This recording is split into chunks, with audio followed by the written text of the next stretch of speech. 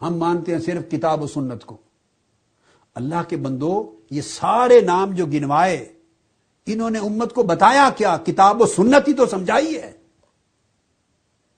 کیا امام اعظم ابو حنیفہ نے کوئی نیا مذہب بنا کے دیا ہے؟ کتاب و سنت ہی سے احکام اخذ کر کے مرتب کر کے امت کو دے دیا، اس کا نام فقہ ہے۔ امام مالک نے کوئی نیا مذہب بنایا ہے؟ حضور کی حدیث اور سنن سے احکام جمع کر کے بنا دی، اس کو فقہ مالکی ان کے شاگرد کہتے ہیں۔ امام شافعی، امام احمد بن حنبل نے کوئی نیا مذہب بنایا ہے؟ ائمہ اطہار اہل بیت نے کوئی نیا مذہب بنایا تھا؟ نہیں، آقا علیہ السلام ہی کے احکام، سنن اور اللہ کے احکام ہی کو بیان کر کے امت کو دیا ہے۔ یہ ان کی تشریح کرتے تھے، توضیح کرتے تھے، اور 1400 سال تک ائمہ، اکابر، محدثین، شارحین، اولیاء، صوفیاء اپنے اپنے میدانوں میں اسی کتاب و سنت ہی کی تشریح کرتے رہے ہیں۔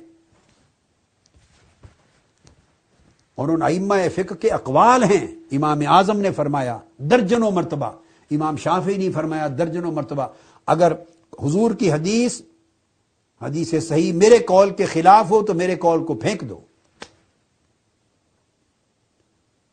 مگر پھینکنے سے پہلے اب یہ پھینک دو، ایک جملہ ہاتھ میں پکڑ لیا اور ہر بندہ پھینکنے کے لیے بیٹھا ہوا ہے، 4 کتابیں نہیں پڑھی۔ سوچیں تو صحیح کہ آپ کا سطح علمی کیا ہے، مطالعہ کتنا ہے۔ وہ آپ کے گھر چلے جائیں اگر، اور آپ کی لائبریری کو دیکھ لیں، وہیں سے آپ کا مطالعے کا اندازہ ہو جائے گا کتنا کچھ جمع کر رکھا ہے۔ یہ امام 10 لاکھ حدیث کے حافظ تھے، 6 لاکھ حدیث کے حافظ تھے، اور کوئی ذخیرہ، کوئی منبع، چشمہ علم کا، کتاب و سنت کا ایسا نہیں چھوڑتے تھے جہاں تک ان کی دسترس نہ ہو، تب بات کرتے تھے۔ ان کی بات کو ایسے ہی کتاب و سنت کے خلاف کہہ کے رد کرنا، یہ اپنی کم مائگی ہے، کم علمی ہے۔ معلوم کرنا چاہیے کہ انہوں نے یہ کہاں سے لی۔ وسیع مطالعہ ہو تو پھر آدمی یہ بات کر سکتا ہے کہ ہاں خلاف۔ میں ابھی یہاں پچھلے 5 سال سے یا 10 سال کے قریب، 8 سال کے قریب سے حدیث کا ذخیرہ سب سے بہت بڑا جامع السنہ تیار کرنے میں مصروف ہوں۔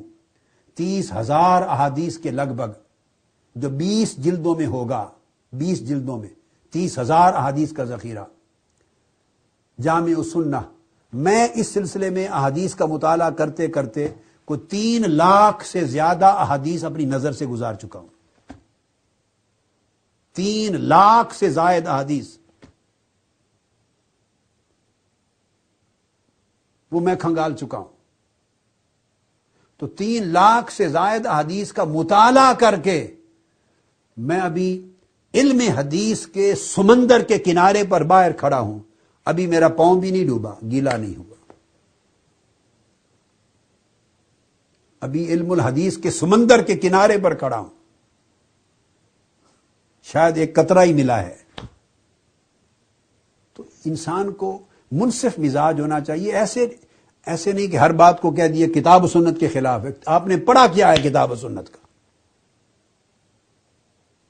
تو یہ بات الگ کر دی میں نے۔ تو عرض یہ کر رہا تھا کہ اولی الامر تیسرا طبقہ ہے۔ تو پہلا قاعدہ یہ ہے کہ قرآن سے فیصلہ لیں، پھر حدیث رسول سے فیصلہ لیں، پھر اولی الامر آتے ہیں۔ اور اولی الامر میں ہم سب سے اونچے 2 طبقات لے لیتے ہیں، سب سے اونچے، ایک صحابہ کرام اور ایک اہل بیت اطہار، بس آگے نیچے نہیں جاتے۔ یہ قاعدہ بن گیا کہ اگر اختلاف ہو تو اس کو حل کیسے کرنا ہے، اولاً قرآن سے،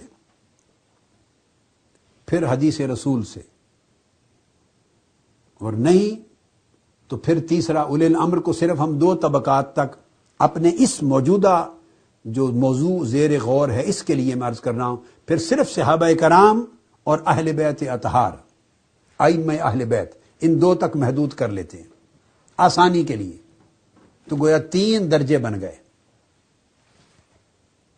اب یہاں جو بات آگے کہنا چاہتا ہوں، یہ اصول قرآن مجید نے کہا، یہ بھی فرمایا اس مقام پر، اور آگے فرمایا فَإِن تَنَازَعْتُمْ فِي شَيْءٍ فَرُدُّوهُ إِلَى اللَّهِ وَالرَّسُولِ۔ اب اگر تمہارا اختلاف ہو جائے، اور اختلاف ہے، اب جب آتے ہیں قرآن کے بعد تو کتابیں ہی الگ ہو گئی ہیں۔ جب اہل تشیع کو حوالہ دیں گے بخاری میں یہ لکھا ہے، مسلم میں، ابو داؤد میں، ترمذی میں، نسائی میں، ابن ماجہ میں، موطا امام مالک میں، مسند امام اعظم ابو حنیفہ میں، مسند شافعی میں، مسند احمد بن حنبل میں، مسند ابو عوانہ میں، مصنف عبدالرزاق میں، مصنف ابن ابی شیبہ میں، الغرض طبرانی بہقی تک آپ جب ساری کتب کے نام لیں گے وہ کہیں گے ہم ان میں سے ایک کوئی نہیں مانتے، یہ سنیوں کی کتابیں ہیں۔ میں اب دشواری بتا رہا ہوں اس پوری نسل کو، اگلی نسل کو، اہل علم کو بھی اور نئے سمجھنے والے لوگوں کو بھی۔ انہوں نے ایک بات کہہ دی کہ یہ اہل سنت کی سنی کتابیں ہم مانتے ہی نہیں، ان کو مائنڈ سیٹ ہو گیا نا بالکل۔ اس پر گفتگو آگے آئے گی ایک سیریز میں کہ اہل سنت کی جو کتابیں ہیں حدیث کی، اہل تشیع کو وہ ماننی چاہیے یا نہیں، اس کی کیا حیثیت ہے ان کی، یہ میں اس پر گفتگو کروں گا انشاءاللہ، ان کتابوں کی حیثیت کیا ہے۔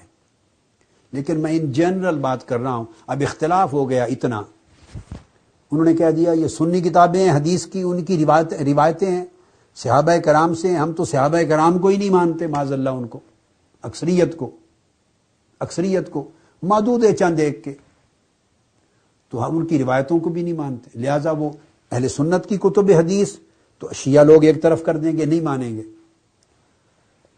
تو اسی طرح جب شیعہ لوگ اپنی کتابیں بیان کریں گے تو اہل سنت کون مانے گا، اور وہ کیوں مانے گا؟ تو وہ اہل سنت کی کتب حدیث نہیں مانیں گے۔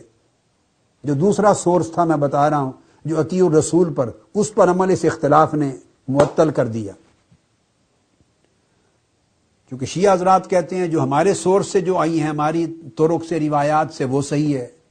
اہل سنت کا طریق نقطہ نظر یہ ہے کہ جو ہماری طرق سے، روایات سے آئی ہیں وہ صحیح ہے۔ تو جب دونوں گھر ایک دوسرے کی بات نہیں مانیں گے تو اس کا تو حل کرنا ہوگا۔ اور اس میں ضمناً ایک بات کر دوں، آگے چل کے آ جائے گا، فرق یہ ہے کہ اہل سنت کی کتب حدیث میں اور اہل تشیع کی، حالانکہ سب سے بڑی کتاب ہے نہج البلاغہ بھی، اہل سنت کے ہاں تو ایک حدیث بھی سند کے بغیر بیان نہیں کی جاتی۔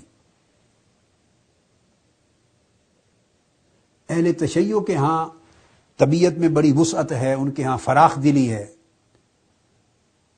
اور وہاں پورا کا پورا نہج البلاغہ کا مجموعہ، پورا نہج البلاغہ، جتنے خطبات مولا علی شیر خدا کے درج ہیں، ایک خطبے کی بھی سند موجود نہیں ہے اس میں لکھی ہوئی، ایک خطبہ بھی سند کے ساتھ نہیں ہے کہ یہ کس طرح ثابت ہو کہ یہ خطبہ مولا علی شیر خدا نے دیا تھا یا نہیں دیا تھا، یہ کیسے ثابت ہوگا؟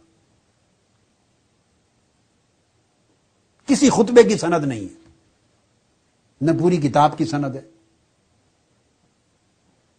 اب ان کا انحصار یہ ہے کہ سید رضی جو اس کے مؤلف ہیں، اور وہ مؤلف ان کی وفات 5ویں صدی ہجری میں ہوئی ہے، 5ویں صدی ہجری میں ان کی وفات ہوئی ہے۔ جو سید ابو الحسن محمد رضی ہیں مؤلف نہج البلاغہ کے، ان کی ولادت ہے 359 ہجری میں اور وفات ہے 406 میں۔ تو یہ جو 350 سال 400 سال کا فرق ہے، مولا علی شیر خدا کا وصال ہوا ہے 40، شہادت ہوئی ہے 40 ہجری میں، اور سید رضی جو نہج البلاغہ کے جامع، ان کی وفات ہے 406 میں۔ یہ جو 350 سال کا تقریباً فرق ہے، اب 350 سال میں کم سے کم 7، 8، 10 راوی آ جاتے ہیں کم سے کم۔ امام بخاری نے جب صحیح بخاری مرتب کی تو امام بخاری کی ولادت ہے 194 میں، 194 میں ان کی ولادت ہے۔ تو امام بخاری جب ہر حدیث کو روایت کرتے ہیں تو ان کی 22 حدیثیں کل ایسی ہیں جن میں 3 راوی آتے ہیں درمیان میں، امام بخاری اور آقا علیہ الصلوۃ والسلام کے درمیان۔ بقایا کسی حدیث میں 4 راوی ہیں، کسی میں 5، کسی میں